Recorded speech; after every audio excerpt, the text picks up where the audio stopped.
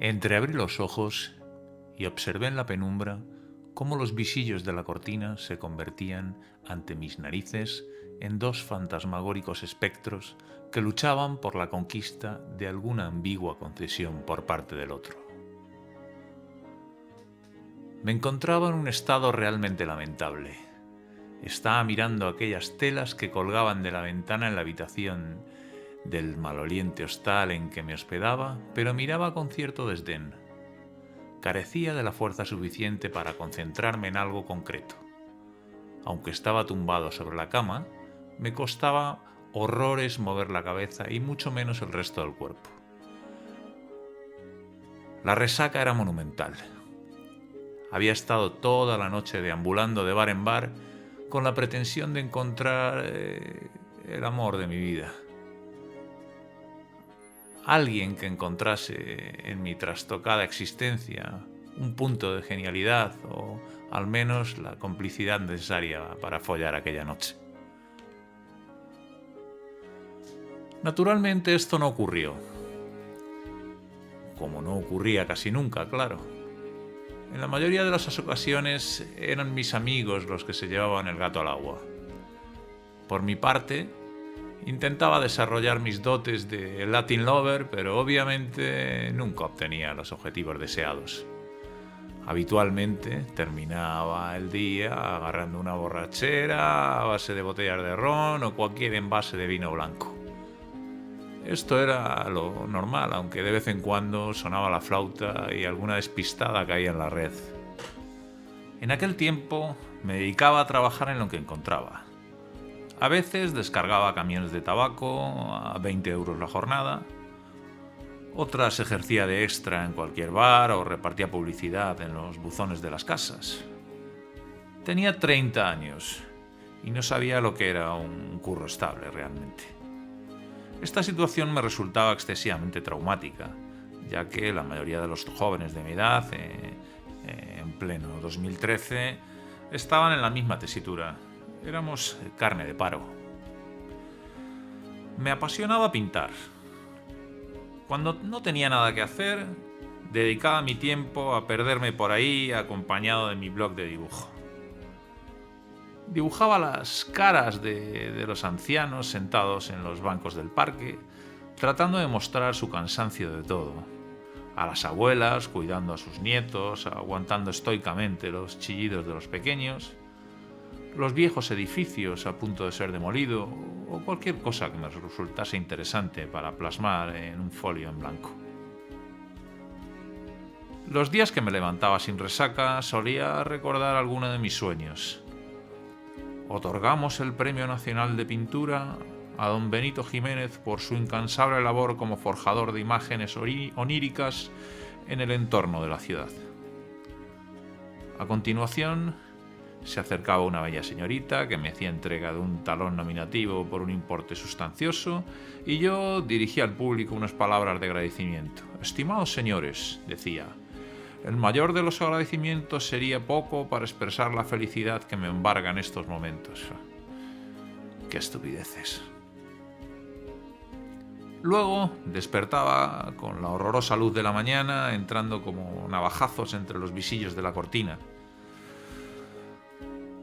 Otra vez la aplastante realidad recordándome mi cruel panorama. Había llegado a Madrid hacía varios meses con el propósito de tratar de sacar adelante mi pintura y mi novela, claro, como fuese, y al precio que fuese. Sí, también escribía. En el pueblo del que provenía no había nada que hacer. Mis padres estaban hartos de mí y yo de ellos. No encontraba trabajo de ningún modo y por no tenía ni subsidio de desempleo, ya que nunca estuve dado de alta en la seguridad social. De tal modo, me ofrecía a la capital del país como cuando niño me lanzaba desde los montones de arena en las eras del pueblo, a ciegas, cuesta abajo y sin frenos. No me importaba nada, solo deseaba colocar mi libro en cualquier editorial, por pequeña que fuese, o encontrar algún marchante que prestase atención a mis malditos cuadros. Escribía y pintaba, pero obviamente no disponía de demasiado tiempo. Hacía 2 semanas que había encontrado un curro tomando notas de los contadores de la luz para una compañía eléctrica y apenas podía dedicar espacio a la creatividad, pero a pesar de ello, en cualquier hueco seguía perseverando. Siempre llevaba mi manuscrito en la mochila. A veces, mientras trabajaba, pasaba por algún lugar potencialmente interesante para la difusión de mi labor pictórica o literaria y hacía un alto en el camino. Recababa la información para poder enviarles mis trabajos y seguía currando. Sin embargo, el dinero escaseaba hasta tal punto que con lo que ganaba no tenía ni para papel higiénico, por lo que empecé a utilizar el de los relatos que iba desechando. Vivía en un piso compartido del barrio de Aluche y cada uno de mis compañeros usaba sus propios rollos. Cuando acababan de evacuar se lo volvían a llevar a su cuarto, así que yo me vi obligado a idear un sistema para reutilizar los folios escritos que ya no me servían. En un rincón, debajo de mi cama, ubiqué una caja de cartón en la que iba metiendo todos los relatos descartados, que no eran pocos. El sistema era siempre el mismo. Cuando me entraban las apreturas, cogía 8 o 10 folios, normalmente un relato completo. Me sentaba en la taza del váter, iba releyendo a la vez que cagaba y si alguna de las hojas me gustaba, la indultaba. Si no, la arrugaba lo máximo posible para darle un cierto toque de suavidad y me la aplicaba en las posaderas. A continuación, tiraba de la cadena con una mano y debido al grosor del papel, empujaba con la otra la escobilla. Con esta práctica me acostumbré a leer en el baño. Ya no leía en la cama o en el parque, lo hacía en el lavabo. Aquel pequeño habitáculo de apenas 2 metros cuadrados se convirtió en mi santuario. Por otro lado, el piso donde vivía estaba tan masificado que la intimidad brillaba por su ausencia, y el único lugar para estar mínimamente tranquilo era aquel. El inodoro se convirtió por arte de magia en el sitio de mi recreo y, antagónicamente, también en territorio para dictaminar lo aceptable de mis escritos y lo suprimible de ellos. Sin darme cuenta, pasaba más tiempo allí que en ningún otro espacio. Poco a poco, fui abandonando la pintura para decantarme por la escritura. Creo que fue una cuestión, una vez más, económica. Los lienzos, las acuarelas y el resto de material eran mucho más caros que un cuaderno para escribir. Además, últimamente me estaba acostumbrando a terminar mi jornada laboral en cualquier garito de mala muerte, acompañado de un gin tonic y una libreta barata en la que esbozaba relato tras relato. En realidad, daba igual que el cuento me convenciese o no, porque si me convencía, pasaría al índice de los elegidos para la posible publicación, pero en caso contrario, siempre tendría papel para el retrete. Durante los fines de semana, trataba de trabajar como extra en algún tugurio. Siempre había algún sitio que necesitaba un camarero de mí, más o menos para los momentos de mayor afluencia de público y bueno, intentaba sobrevivir en la gran ciudad con un mínimo de dignidad y para eso necesitaba obviamente dinero. Entre otros motivos, me había largado del pueblo por la ausencia de actividad cultural y aquí, aunque no se podía decir que fuese el paradigma de la cultura mundial, algo había. Estábamos en plena crisis económica y, como siempre, el paro lo estaban pagando las artes en general. Como digo, encontré un garito en el que me ofrecían trabajar los fines de semana por 60 euros la noche. No era demasiado, pero apañaba. Los dueños eran 2 cincuentones majísimos a los que no me importaba echar una mano. El bar en cuestión no se podía decir que estuviese a rebosar ningún día, pero tenía sus acólitos habituales. Se llamaba Momentos. Ya sé que el nombre era cutre, pero así se llamaba. Su nombre era un clásico entre los apelativos de los bares de copas en los años 70 y 80. Con esta etiqueta me imaginé que el lugar tendría cierta solera y no me equivoqué. El sitio llevaba abierto 15 años gracias a un grupo de fieles que poco a poco iría descubriendo. Normalmente, si exceptuamos los viernes y los sábados, en Momentos nunca había casi nadie. Lo único que salvaba del cierre al antro era su actividad cultural. Tanto Pedro como Juan, los dueños, se interesaban por difundir las artes en general. Todas las semanas las paredes del local se vestían de exposiciones pictóricas diversas. En la barra siempre había cómics independientes que dejaban los creadores locales y los fines de semana por norma conciertos. Con esto, el local conseguía mantenerse a flote y aunque siempre estaban con la soga al cuello, se iban defendiendo. Los jefes eran gente de la que ya no queda. Pedro tenía en el local una gran colección de vinilos y pasaba el día pinchando sus grupos favoritos. En honor a la verdad, no le importaban en absoluto los cambios en las modas musicales. Él siempre ponía la música que le había gustado de toda la vida, esencialmente los grupos de los años 60 y 70. Era un melómano de cojones. Juan era el complemento perfecto de sus compañeros. Mientras Pedro se pasaba las horas poniendo disco tras disco, él servía las copas, aunque si he de ser sincero, habría que decir que no era precisamente veloz. Se trataba de una persona tan parsimoniosa como su amigo, pero no importaba. Lo realmente importante era el ambiente tan especial que lograban darle al lugar. Tenían infinidad de multas municipales por todo tipo de cuestiones, sanciones por fumar dentro, sanciones por decibelios excesivos, por sacar bebida fuera y un largo etcétera. Pero ellos eran fieles a su forma de ver la vida, eran unos auténticos hippies. Tanto Pedro como Juan estaban divorciados e intuyo que eran bisexuales. Conmigo se portaban extraordinariamente bien, aunque tenían una excelente conversación y enseguida congeniamos. Era cierto que apenas me pagaban, pero yo disfrutaba mucho en su local y con su compañía. Pedro me contó que era maestro de escuela y que tuvo una academia privada que se vio obligado a cerrar por falta de éxito. En cuanto a Juan, había montado una revista literaria con el dinero de la herencia familiar, pero no había funcionado. Lo cierto era que ambos eran unos auténticos desastres como empresarios, pero aquel pub, aunque con dificultad, conseguían mantenerlo a flote. Y sobre todo, vivo. Así pues, pasaba la semana hasta el jueves trabajando con los recibos de la electricidad y el viernes y el sábado en momentos. A pesar de que trabajaba mucho, no faltaba ningún día a mi labor de escritura, ni a mis correcciones, ni tampoco a mi acopio de folios escritos para limpiarme el culo, almacenados día tras día en la caja de cartón de debajo de la cama. Gracias a Pedro y a Juan, me estaba convirtiendo en un lector compulsivo.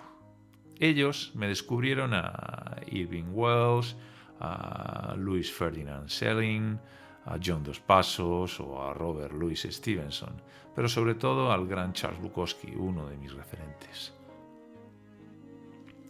Una noche de viernes que apenas teníamos clientela en el bar, Juan y yo mantuvimos una charla en la que me contó que había estado trabajando 2 años de croupier en un casino en Acapulco. ¿En Acapulco?, pensé. Al parecer, allí abundaban las viudas que mataban la soledad a través de la ruleta. Él estuvo viviendo con una de ellas que había sido algún tiempo agente de Bukowski.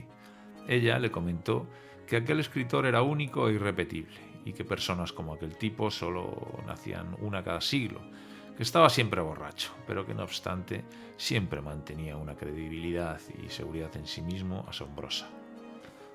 Todo ello había impulsado a Juan a leerlo y este me animó a mí también.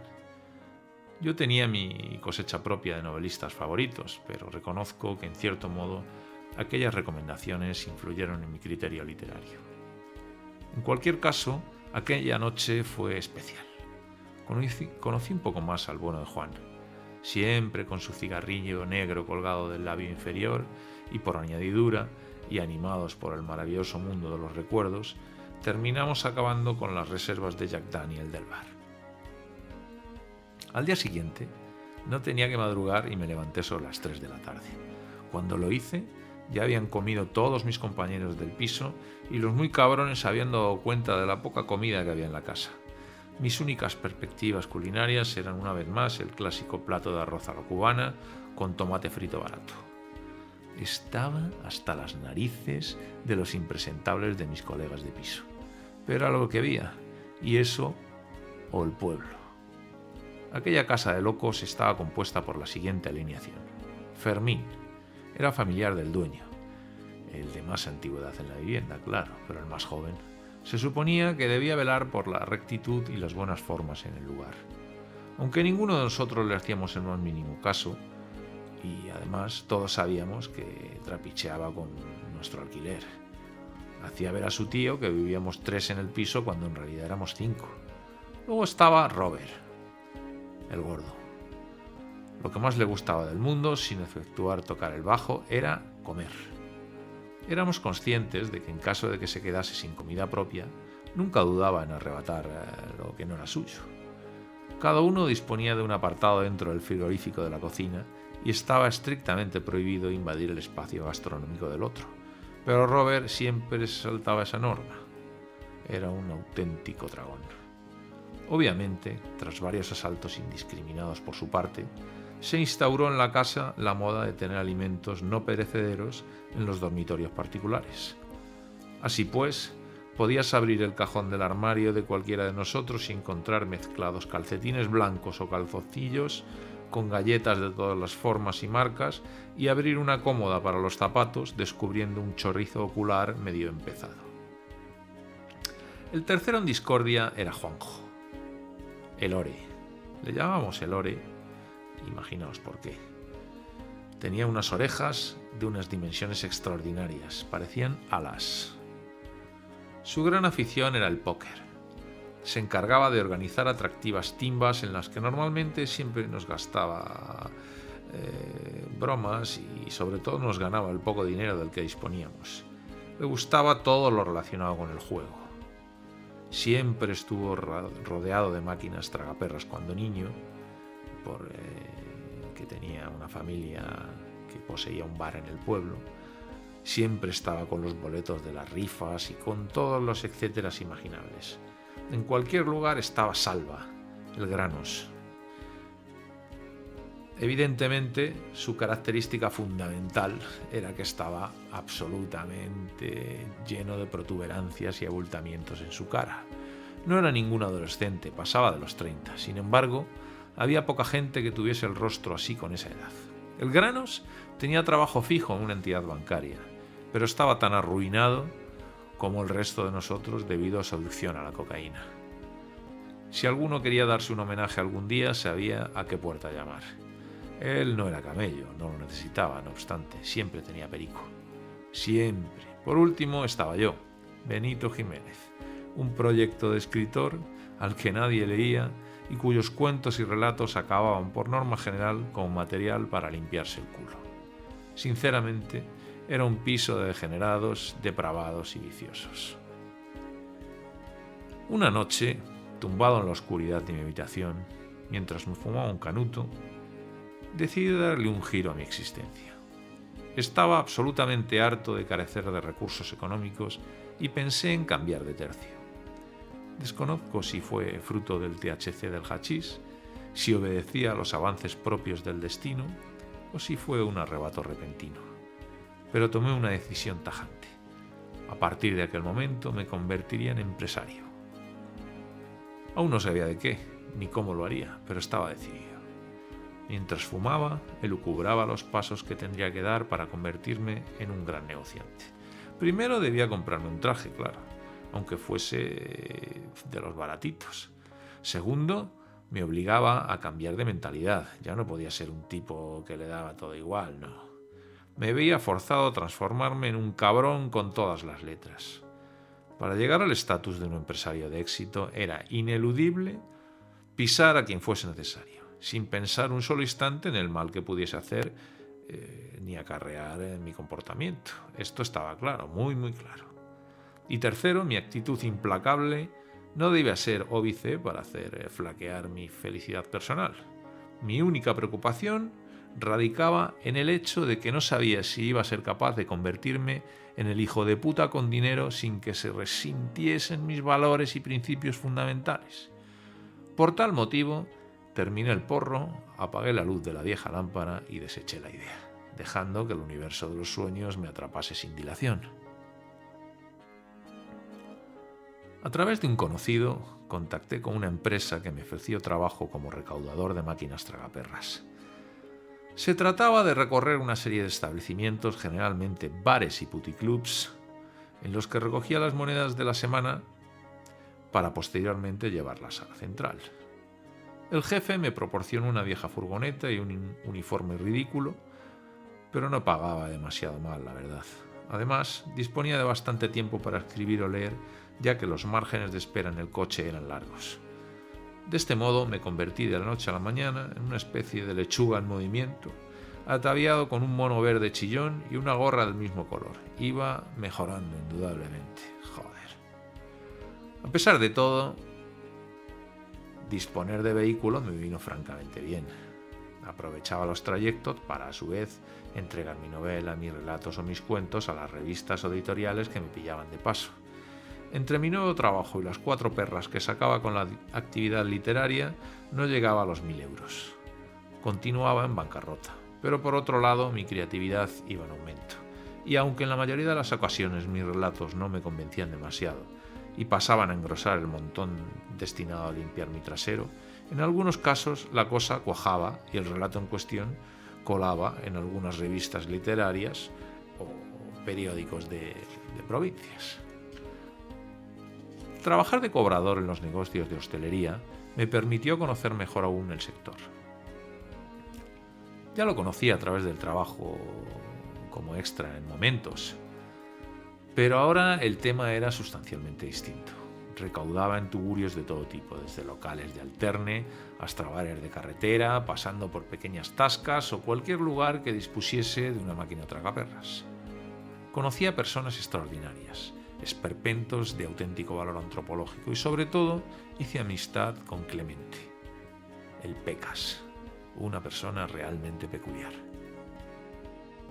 El Pecas era el gerente de un pequeño puticlub en Pinto, a las afueras de Madrid. Un local en el que mi empresa tenía instaladas 3 máquinas de monedas.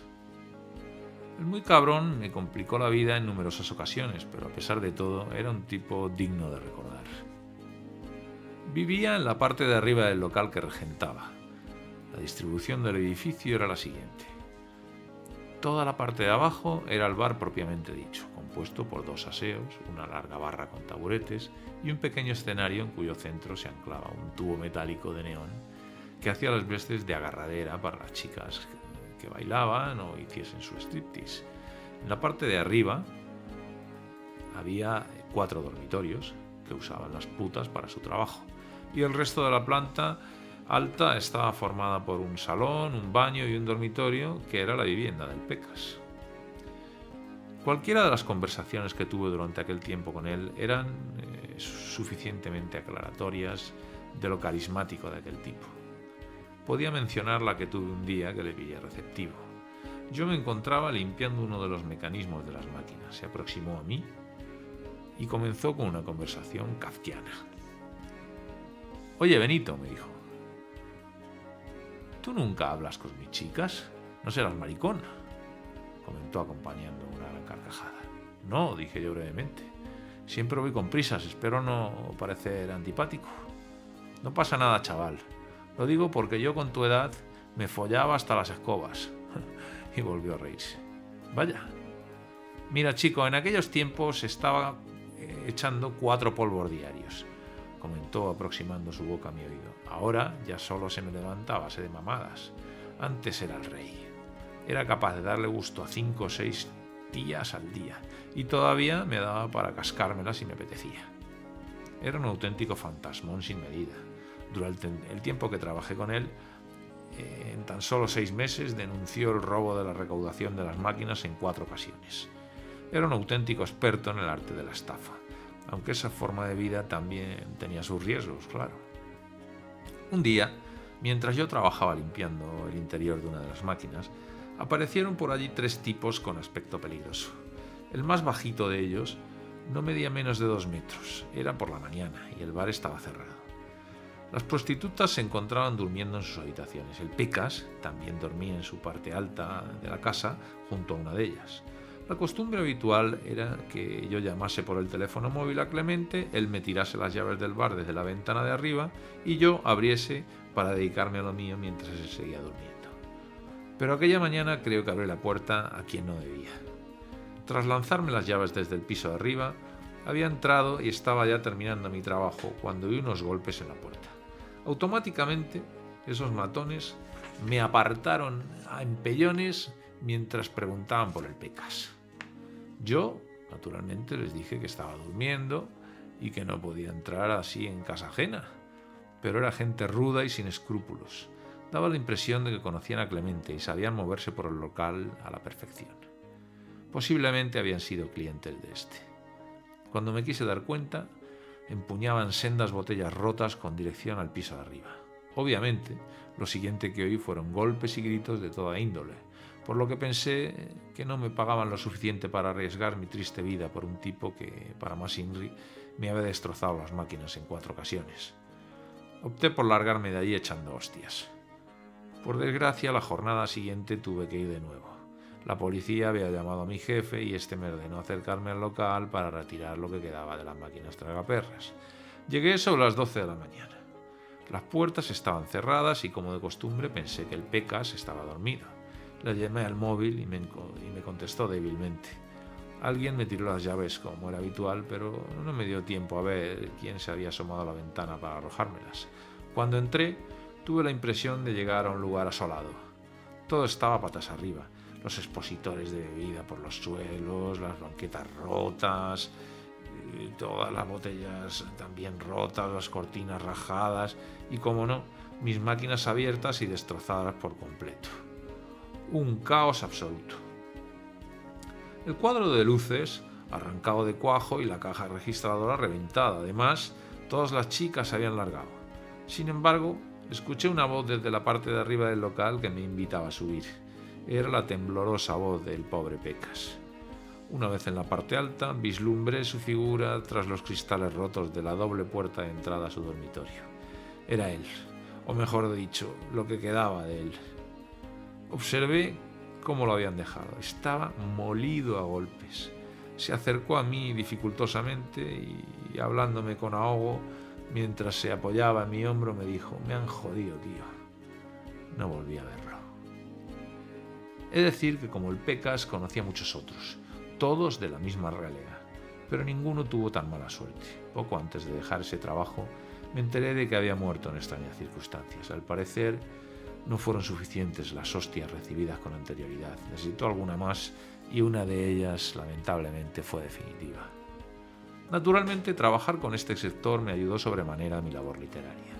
Escribí varios relatos de temática policíaca durante mi estancia en aquella empresa de máquinas recreativas, aunque, como siempre, mi afán perfeccionista hizo que la caja de folios para limpiarme el culo creciese desorbitadamente. No tuve más remedio que publicar entre mis compañeros de piso mi sistema de limpieza de posaderas y regalar varios cientos de folios entre ellos. Así, inconscientemente, logré que mi obra se leyese de una maldita vez. Solo se leía una vez, antes de defecar, pero el acto literario estaba hecho. Cagar y leer, todo en uno.